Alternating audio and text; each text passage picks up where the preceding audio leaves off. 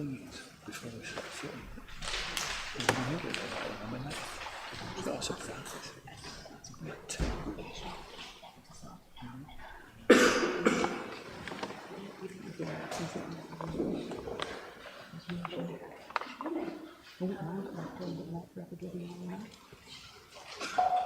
Okay, good morning everybody. Good morning. First of all, can I say Happy New Year to everybody. We've had 2 challenging years and I hope this year is better than last year and the year before. So, good to see you all this morning. Before I introduce everybody and myself, I'm Councillor Mohammed. I'll do my introduction first. The meeting is live streamed, so it's open for viewing for public. And I'm Councillor Mohammed. I'll be chairing today's panel meeting. And before we go anywhere, I'm delighted to announce that Alison Lowe has been awarded an OBE in the Queen's Jubilee. I think she deserves it, and I'm sure everybody thinks that well deserved on her, so we're proud of you, Alison, so I thought we'll start off the meeting on a happy note. So, thank you. Now we'll do the introduction. We'll go on the right. I'll introduce Sam, can introduce herself, and then on. Sam Wilkinson, Police and Crime Panel Officer. Sharon Fraser, Legal Advisor to the Panel from Wakefield Council.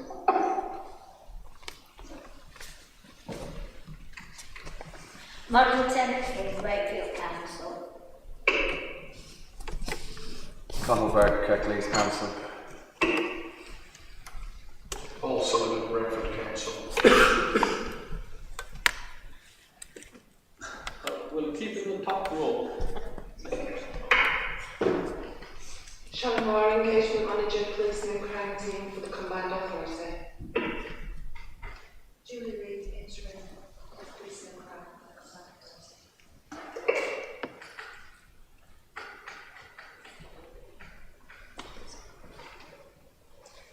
Phyllis Lyberg, Manager of Mayoral Office for the Combined Authority. Alan. And Director of Strategy, Communications and Policing, Combined Authority.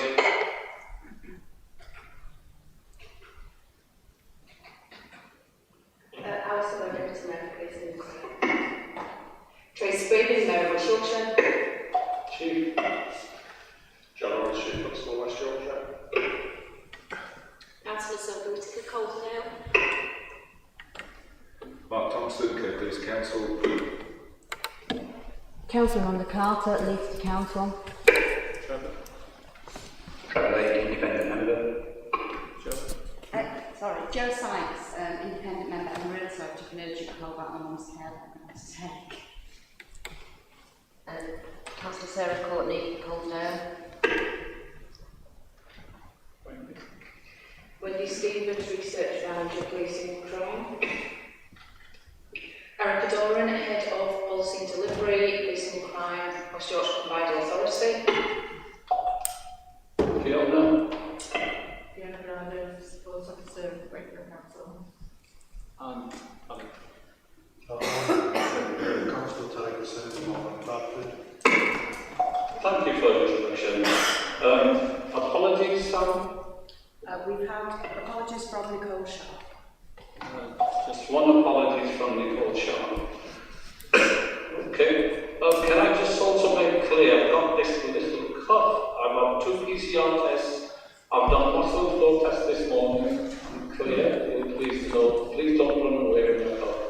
And so, yeah, forgive me. I'll try not to cover it. So I'm really trying to cover. I've had it for 3 weeks and I can't get rid of it. So, okay, that's item 1. Item 2, to approve track record the minutes of meeting of last panel meeting on 17th of December. Any matters arising? Okay, can have somebody to propose the minutes being correct? Sarah? Second, yeah, Tally. Oh, yeah. Minutes, I'm sure you've read them, seen them. Item 3, any urgent items? No.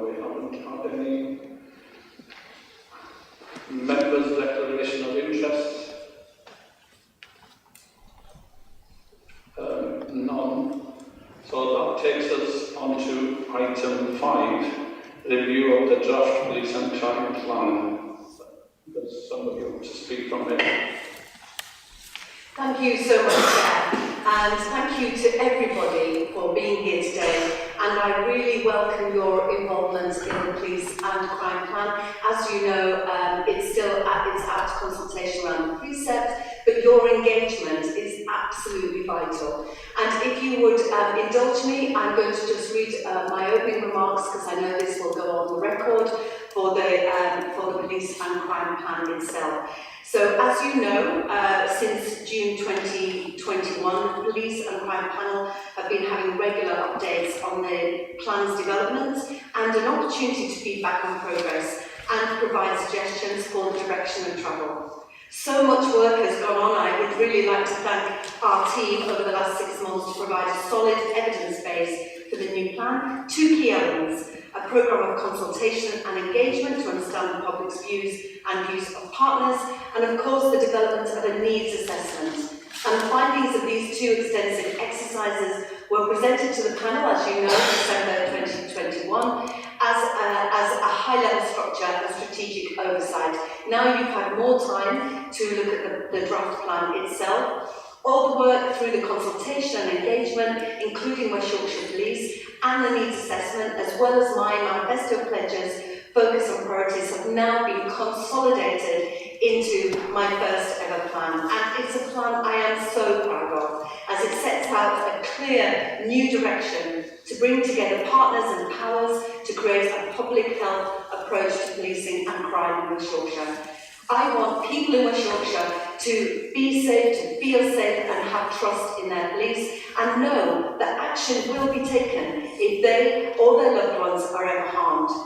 During my election campaign in deciding priorities, I laid out, as you know, 10 manifesto commitments to the public, a number of which related to police and crime: keeping women and girls safe, increasing police officer and police staff numbers, putting victims first, and ensuring our police force represents the community it serves. The journey of developing this plan has not only brought to life my aspirations and goals, but also the views and feelings of the public and our communities in West Yorkshire.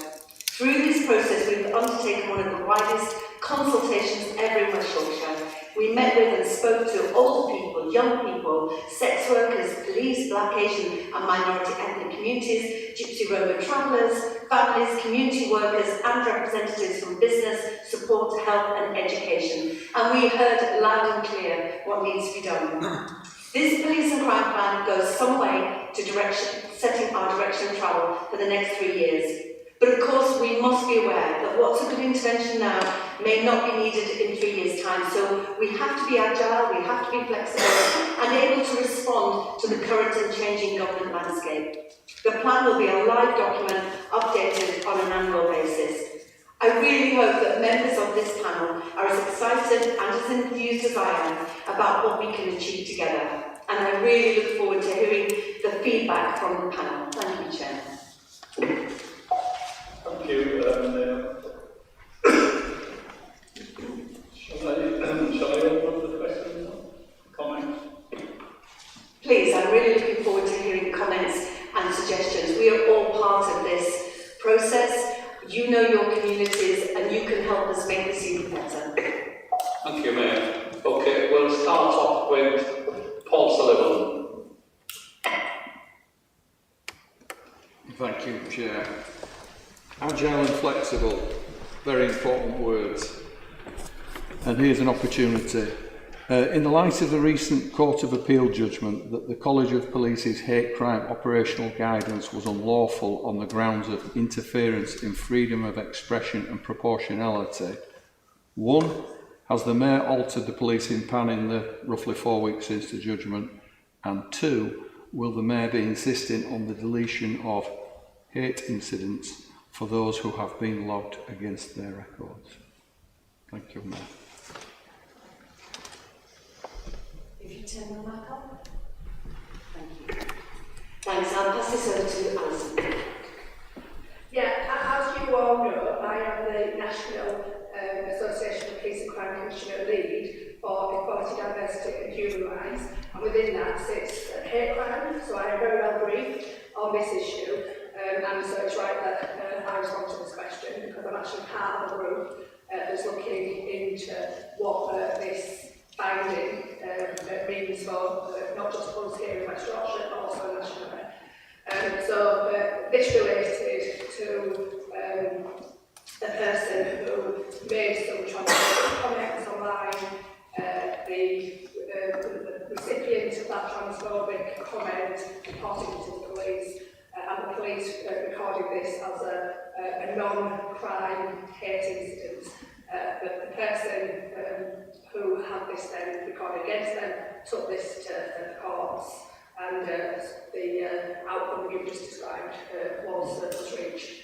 So what's happening now is that we've all had a letter from Priti Patel, the Home Secretary, telling us to do nothing until she has addressed this new finding through the Police Crime Sentencing and Courts Bill.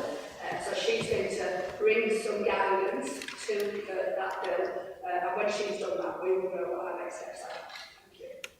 Thank you. Thank you. Thank you, Paul. Can I invite Trevor?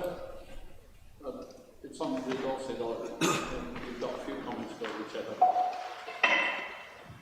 Thank you, Chair. This is particularly in reflection on the page 39 of the resources section, which of course I don't have the information on the budget at this moment in time. But going through the plan and taking into account the paper that was presented to us by your team in December, you're obviously aware of the medium-term financial forecast and what the funding is likely to be for the next 3 years, and what the precept allowance is likely to be the maximum you could go to. Can you confirm to us that you're comfortable that you can deliver the ambitious plan you have here within the framework that you know about in terms of financial resources? Thank you for that question. It's going to be challenging. There's no doubt about it. What we were offered initially, once you dig into it, it isn't what it looks like on the surface. So it is going to be challenging, but I have every confidence that this plan is deliverable. Alison, if you'd like to comment. Yeah, so obviously we were disappointed, as we described last time, with the settlement figure, and we're also disappointed to realise that some of the costs that we had pointed out, not pointed out, but I pointed out personally today, like national insurance costs, would not actually be additional, that would be part of the baseline and not being given to us here in West Yorkshire or anywhere. And that they were going to have a deleterious impact on the medium-term financial forecast. I had a meeting with the Chief Constable and the Treasurer this week. We've gone through the 3-year forecast. The next 12 months, though challenging, is doable, and we've got a balanced budget forecasted. The next 2 years, we have got some challenging savings efficiencies to make. In the children around 11 million the second year and another 12 million in the third year. So obviously there's now, we've got a 3-year budget, so we know that there are actual cuts that we have to make. So the team are on with now identifying efficiencies that need to be made. That will be reported both to the Mayor and myself, but also to you as and when we have the meetings. So we know it's going to be challenging, but within the budget that's being set, the priorities that are being set out in the plan are being prioritised, and we hope that we will be able to deliver them. It would be great if we could get some more money from government, because in West Yorkshire we're still not back to 2010 levels, as we explained in the last meeting. But yeah, we struggle on, Trevor, as always. Thank you. If I may just add though, we will always be making the case for more money for West Yorkshire, and we have been pressing. When we heard about the national insurance, we really wanted to make the case that you can't give us what is a cut to our budgets, and we will continue that pressure, talking to senior ministers and Kit Malthouse, who does seem to be somebody that you can work with, but we'll be making that case that West Yorkshire needs the resources to deliver. Thank you, Mayor. Are we happy with that, Chair? Okay, can I invite Joe on? Good morning. It's just something in terms of explaining the role of the Mayor in terms of holding the Chief Constable to account and the reporting to the Mayor and by the means in which the Chief Constable's performance is going to be managed. I think what you're probably intending is that page 16, that the infographic on enablers will address this.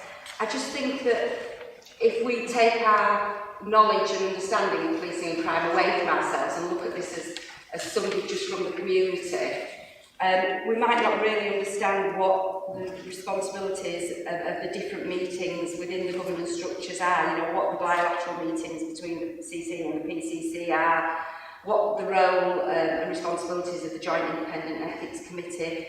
So I think I would advocate the opportunity for some explanation somewhere within it, whether it's in the glossary, so that we can really understand, you know, the rigour in which the Mayor does put the Chief Constable through the mill, so that isn't all just seen as, you know, just meetings that just happen. It really is something that's engaging. And just in terms of our role as the Police and Crime Panel, it says on there that the Police and Crime Panel hold the Mayor to account. We're repeatedly having to tell people when they complain to us that we don't hold the Mayor, previously the PCC, we don't hold that role to account. It's not our duty as a Police and Crime Panel. You know, what we do is scrutinise and support the Mayor, and I think I'd hate someone to throw this plan back at me and say, actually, you do hold the Mayor to account, because that's not our role.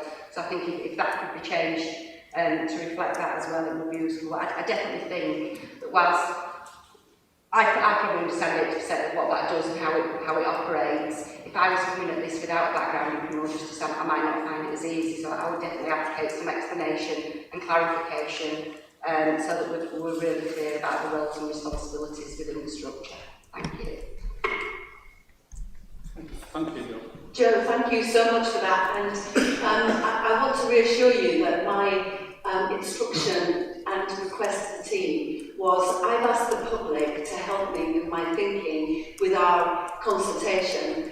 I want this to be a public-facing document that is understood by the public. We've been to America, South America, where we've tried to simplify the language. You know that policing, the acronyms are everywhere, and I think that is really valuable and constructive ideas. I think particularly providing scrutiny from the panel is important. And just while you've raised it, I'd suggest as well that filmed and available on the Wiper website, might be good to have the link there, so that anybody that's looking through this could immediately just lift the link out so they don't have to search for it. That public relationship was something I really do want to embed in how we go forward, which is why I'm really pleased that the Community Outcomes meeting is now online and the public can see it live. So if we can go further with that transparency, we will, but the simplification of this plan, so it can be read by anyone who is not part of this group, I think is really important. So thank you for that contribution. Thank you. Chief Constable. Apologies for the slightly late feedback, but it was just instigated by the question. Maybe that table should also reflect our Deputy Mayor and the Mayor Office engage with other criminal justice agencies and hold them to account too, so that it doesn't solely perpetuate it being a policing only crime. And just a slight point of order for the society, it's just that I would never want to be put through the mill. I would never put my staff through the mill. That would be an inappropriate way. We have joint corporation souls and in legislation and the Police Reform Social Responsibility Act, the Mayor has a legislative responsibility to hold the force to account for performance, but not necessarily to hold the Chief Constable individually account for his or her personal performance, because they're not that line manager or their employer.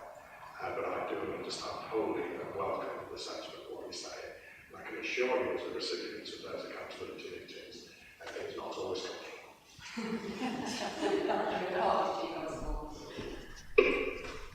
Thank you, Chief Constable, for the clarification. Okay. Right. Talik, did you want to ask a question?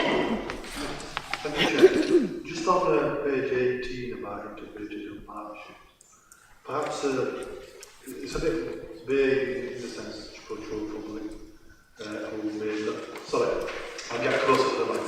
So it's a bit vague about partnerships and just having some lines so people can understand and get a clear picture of what the partnerships are, who they are, and what their role is. So just a bit of one line that you put onto That's welcome because I already raised that as well. Because when I read it in its first iteration, I was like, I have no idea what this means. And I'm just being very honest about that. So that opening paragraph about the integration in partnerships and services was additional because I wanted that clarity. But that could potentially be in the glossary of who those partners are if someone wanted to have a further look. But that's a really valid point because we feel we know what's going on, but of course the public need to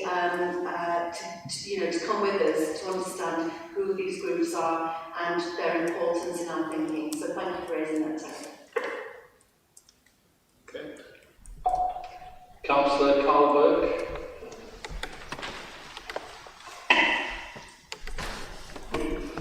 Thank you, Chair. On the what we will do to make this happen section on page 32, there are a number of references to reducing the number of killed and seriously injured through Vision Zero, but little or no reference or explanation as to how this might be done, be it through enforcement or education or whatever means. Could you provide an explanation in detail as to how this will be achieved? Thank you for that. Obviously, it's about clarity of what we're hoping to do, but where we need to expand, potentially there needs to be a bit more information if you're raising that. As you know, Alison is the chair of Vision Zero. Something to think about how we explain what's going to be done.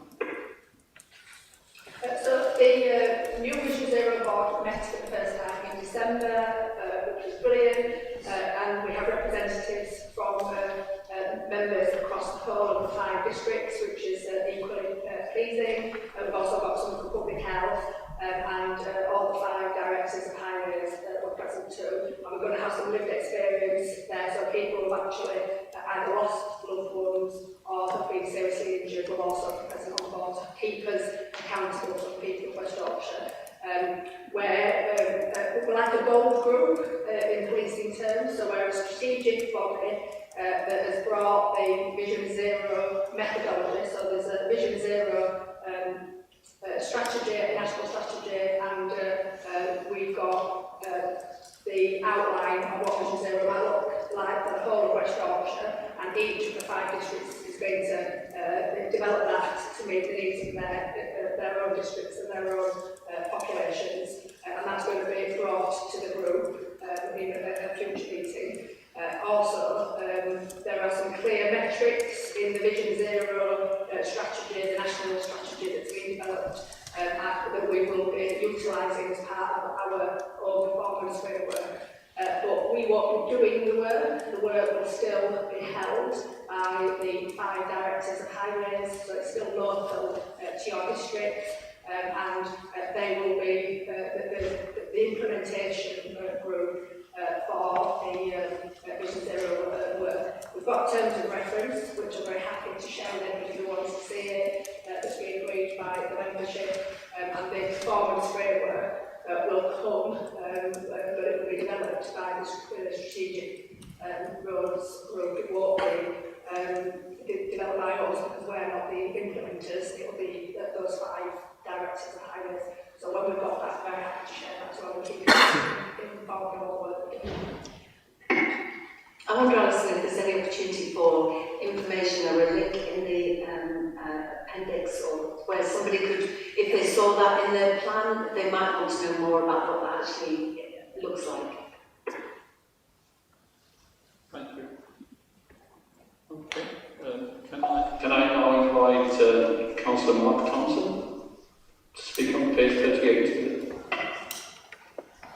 Thank you, Chair.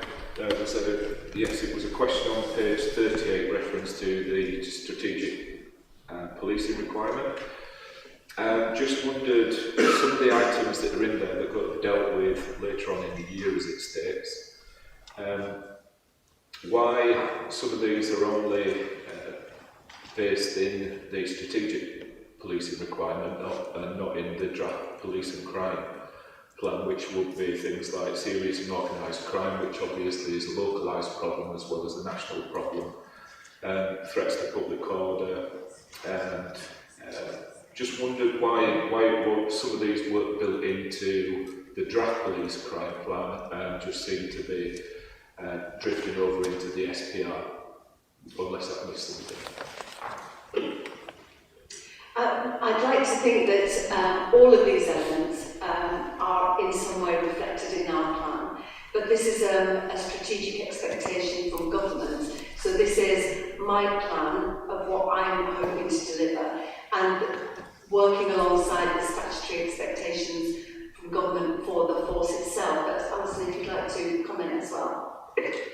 Yeah, so I think that everything that you've described, terrorism is not named, but counter-terrorism I think is in there, and serious and organised crime is definitely in there. Public order is in priority 3, large-scale cyber incidents are definitely in there, and CSA is one of the biggest priorities that sits in the plan across several of the work streams. So the CSR is the strategic policing requirement, SPR, is a national requirement that all police forces have to sign up to, and the headings here are actually from the government under that legislation. So if the national police say to us, if national works on our Home Office, we've got a terrorism incident, we need to abstract some of your officers from West Yorkshire down to London because of the terrorism threat, or because of the threat to public order, or because of the child sexual abuse ring that we discovered in Cambridge, we would have to then send officers to that threat. So it's a national scheme. Jo is an expert on it because she led on the SPR for years and years and years. So it is in our plan as well, but we've just named the strategic areas that we have to respond to nationally.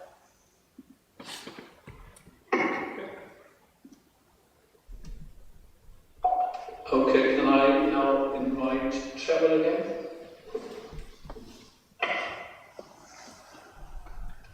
Thanks, Chair. It's in relation to the page 40, which is headed up as suggested draft performance framework. So to be firmed up before the plan goes live, rather than just being a draft. Page 40, suggested draft performance framework.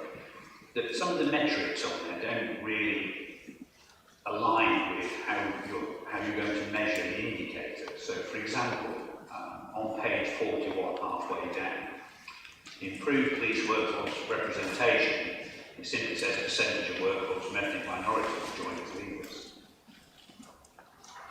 I don't know how you're going to measure some of those indicators.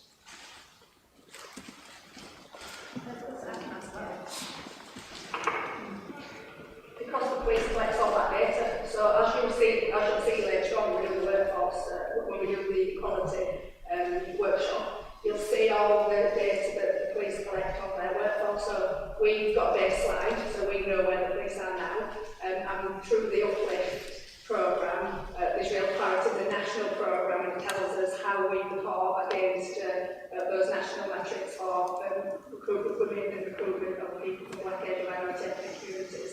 So the infrastructure is in place to be able to say, in May 2021, when the mayor was elected, the baseline for women and black officers and LGBT plus officers was X, and at the end of the 3 years, it's Y. So the infrastructure is there. Yeah, thanks, Alison. I think that's my point. What is the aspiration over those 2 years that's missing from here?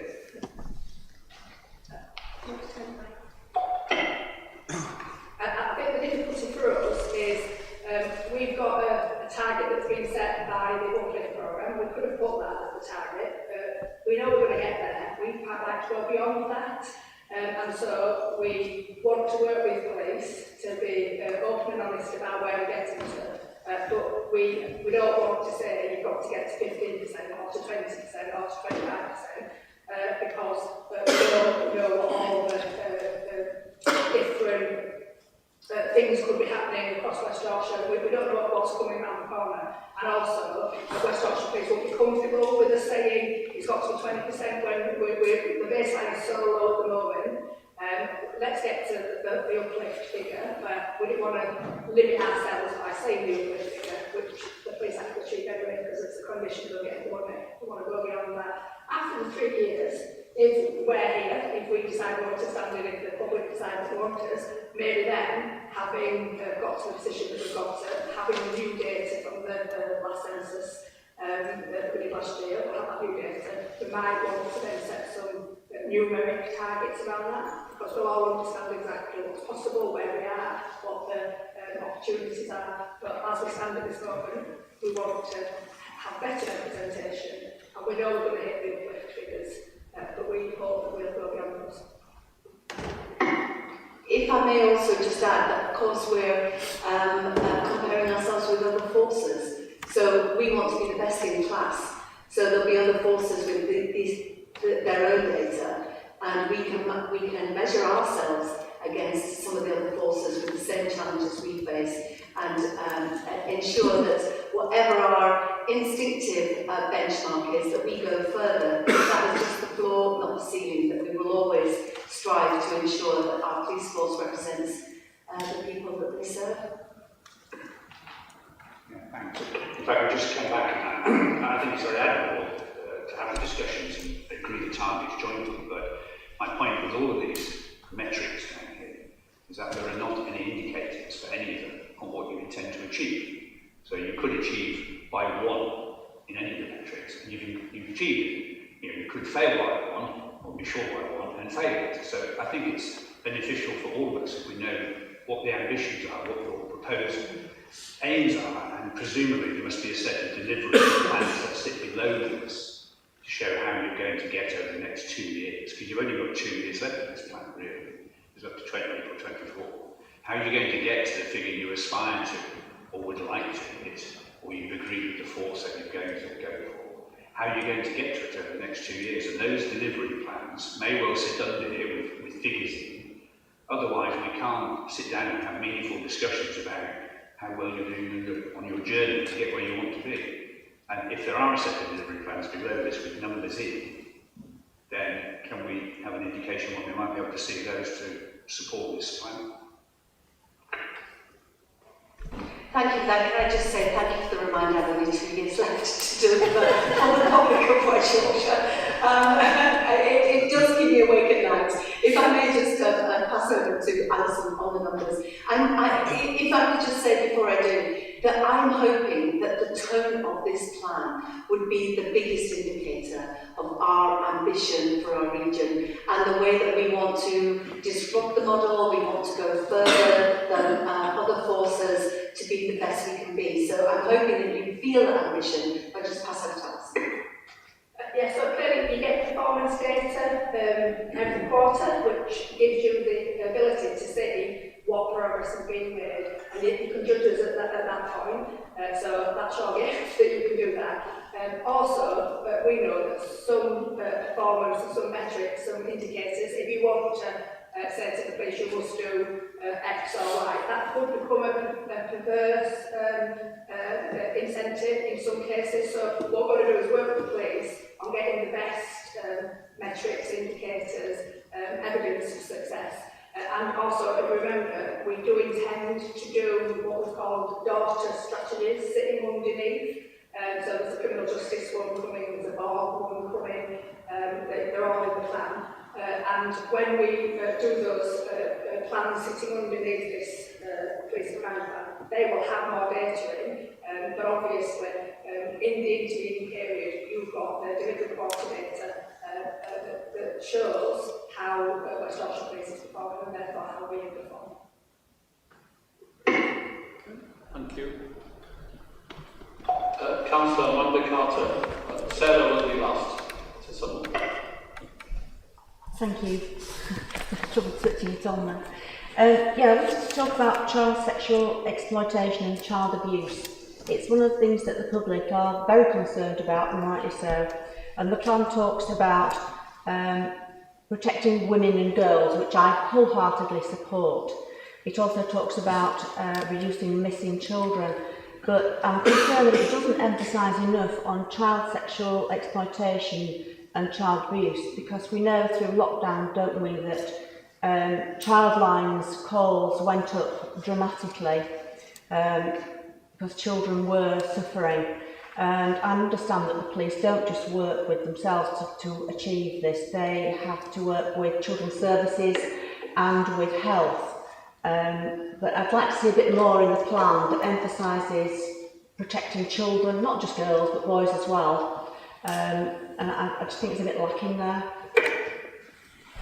It might be helpful if there was anything at which point you think it needs more information or more expansion. Particularly as when we consulted the public, this was also something that was very important to them. So I'm instinctively hopeful that there was an emphasis in this plan to respond to the public. So it would be helpful if there was something specific that where you felt it didn't go far enough, but it is in here, so it's whether it's not zinging out for you. Alice, I don't know if you want to comment. I mean, I think it's a perfectly sensible, reasonable request. We'll go away and have a look at how we can strengthen that. You haven't seen it, and Joe Public clearly won't see it. If you look at page 25, the introduction is very much focused on the feedback we've got from the public around CCA. So it starts off really well, I think. And on page 28, there's clarity in there around needing resources in our safeguarding teams, and about enhanced training of supervisors and safeguarding investigators. But to what aim, I think is a bit of a gap. Thank you for that. We'll take that in. And certainly just to add that the public were very concerned about that, so that is a valuable comment. Thank you. Thank you very much, Alison. Can I bring in Mark Thompson now? Thank you, Chair. Page 15, under the heading of what is inclusion. Just a comment there in the second sentence. Inclusion also requires those in positions of power to recognise the existence of structural inequalities and institutional racism to take action to eliminate these. So a couple of thoughts there. One is, I was saying that people in positions of power within the police, or I would just say in generally. And then the other is the existence of structural inequalities and institutional racism. I'd like to see a link out there. I think it would be interesting for the public that are reading this for the evidence that you're basing those two statements on. So any things that you can link it out to that shows evidence of those two things, particularly in the police, that take place. Thank you. I wrote that. I'm so delighted that you picked that up, because I wrote that sentence. I felt very passionate about that sentence. And we're talking about all institutions. And this is a description of inclusion and what does inclusion look like for us here in West Yorkshire, and that's across institutions. Policing is definitely included, but NHS, government, every big institution that exists.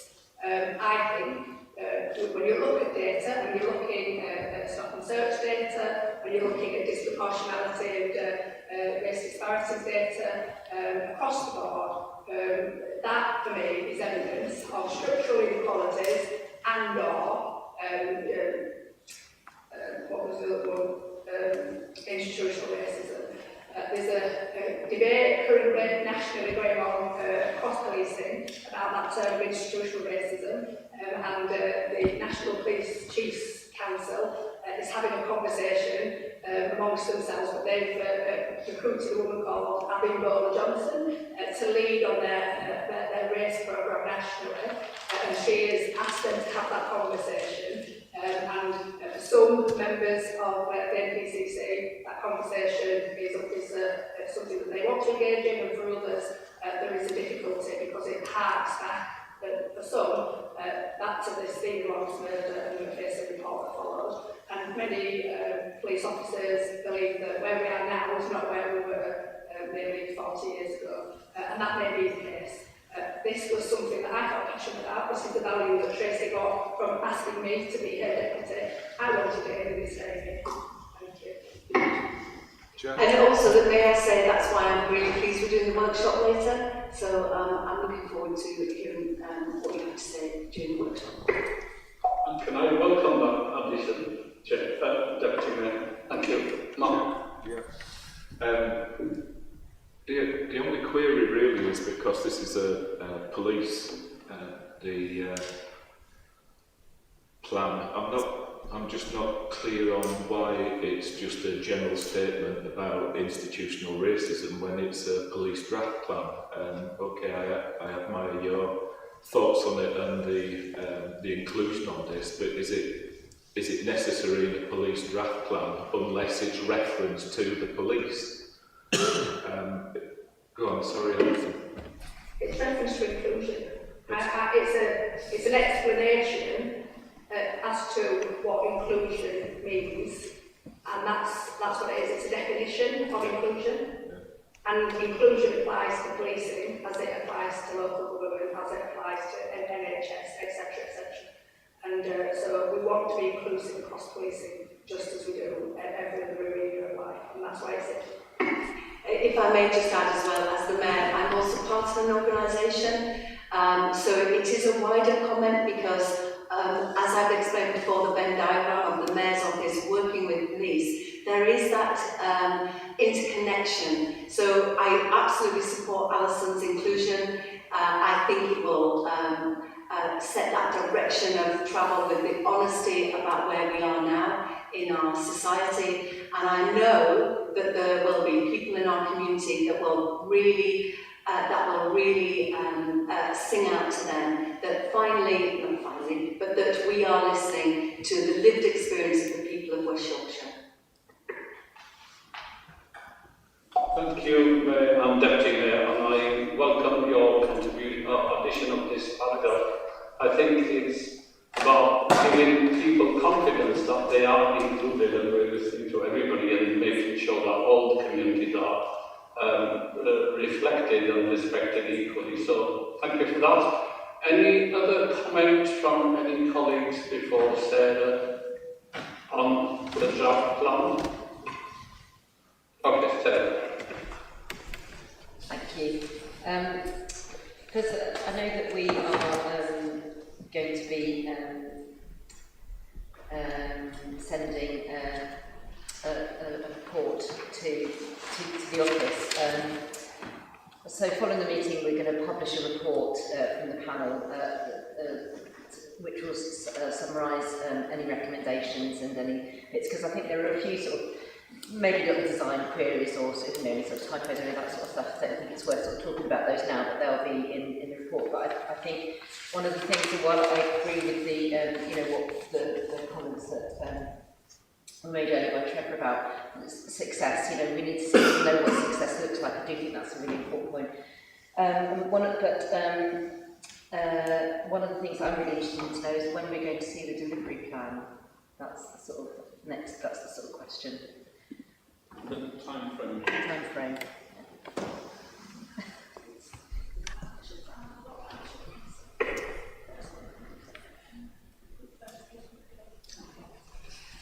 Thanks for that, and I look forward to the further comments. And if people haven't felt that they wanted to raise anything, please do reflect on our responses and maybe have additional questions. I think the violence against women and girls, according to Alison, is September. So it's partnership working. It's somewhat held by other people's diaries and other people's speed of working, but rest assured we want to deliver, as I know, 2 years in, the clock is ticking, so we definitely want to deliver as speedily and efficiently as possible. That's great, thank you. Okay, thank you. And also, as you know, the draft plan says 21, 24, 3 years, but we're not actually, it's not actually 3 years, it's 2 years. Oh, sorry, Trevor wants to speak. Thanks, sorry, I missed the end of the comment. The question was around the delivery. When will we see it? Did you say September?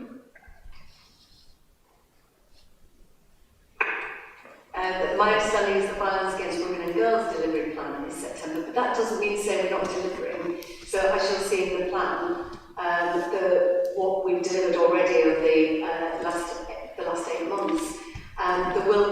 The relationships and the cross working with other organisations. I can't give you a specific date on each delivery plan, but rest assured we're working at speed. Do you want to comment, Alison?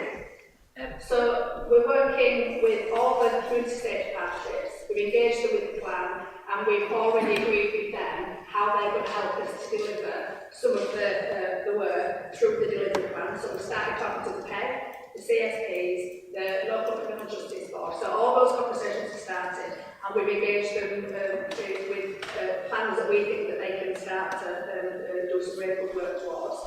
And so even though the Violence Against Women and Girls strategy will be ready by September, the other plans will be being written at the same time, and it's not that we're just doing one and we're not doing all of them in partnership with the various meetings and fora that we've got in place.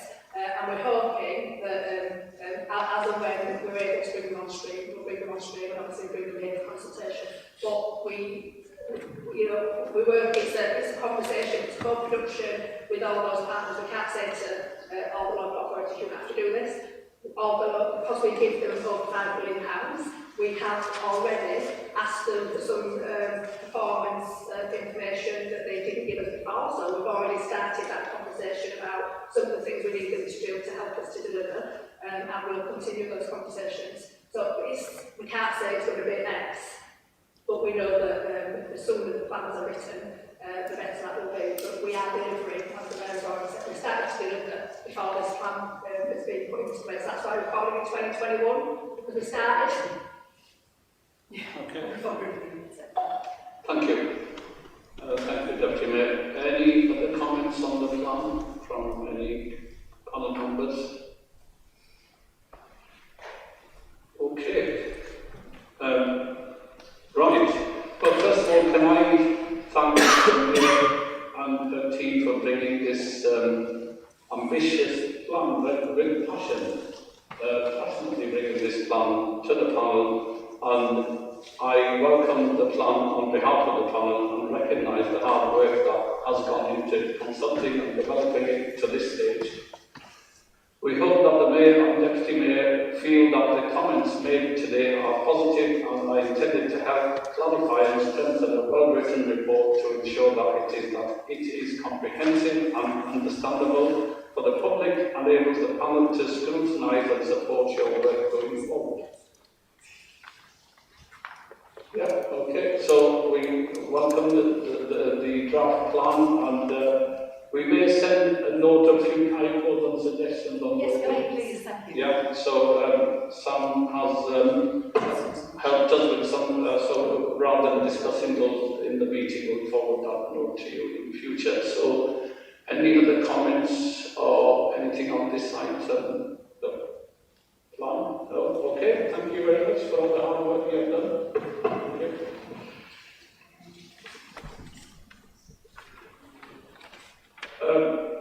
Shall we read some timescales in terms of the report?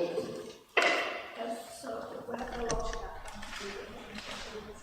Alright, that's really helpful, thank you. So we are, just to say as well that the plan will have photos, it's going to look really good as well, so hopefully all of your communities will be represented as well. We'll make sure that we go across the region.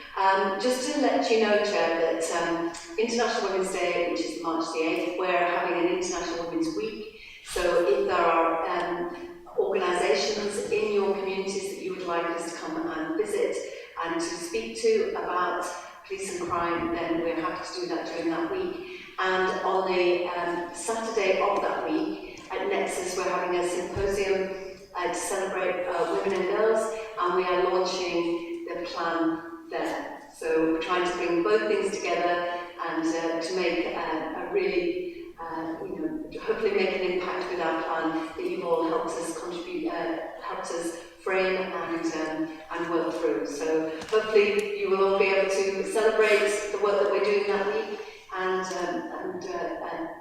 obviously introduce us to people that you think we might like to meet. Would be great. Thanks.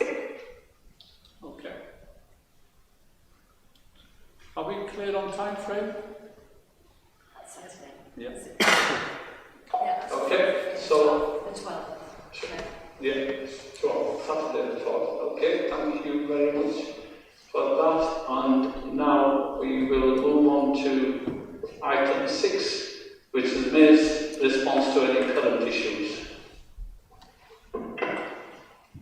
Unless members of the panel have something that they'd like to raise with me, I think I'd be happy to move on, Chair. Thank you.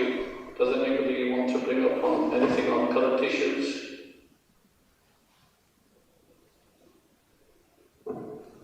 Okay. No current issues.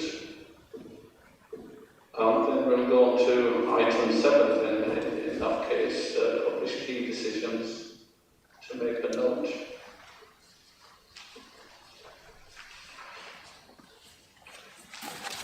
Okay. And then item 8, which is agreed action log report, is attached.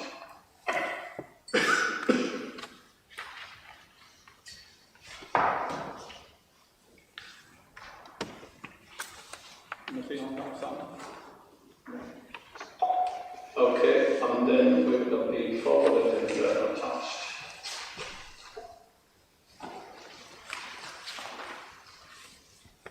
So we've got the dates for up to July. So if we can make a note of them in your diaries, please, to ensure good attendance. With no complaints, there's a report paper attached, but no complaints so far.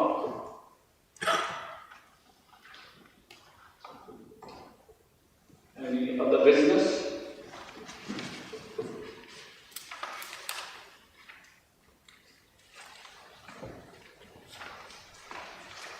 Okay, well, can I just, in that case, say welcome the temporary appointment of Julie. Thank you. So we'll see if it's successful, but we welcome your appointment. We're not going to hold the confirmation, so that's a good news for you. And then we've got the date and time of next meeting, so can I say to panel members that insist, please ensure it's a very important meeting, the preset meeting. If you can't come, you must try to send us up and must attend the next meeting on time as well, please. We start pre-meetings at 9 o'clock and the main meeting at 10 o'clock. So there's nothing else. Councillor Paul Sullivan. Oh, no. Yes, unfortunately, I've just in this meeting been given confirmation of a family funeral on the 4th.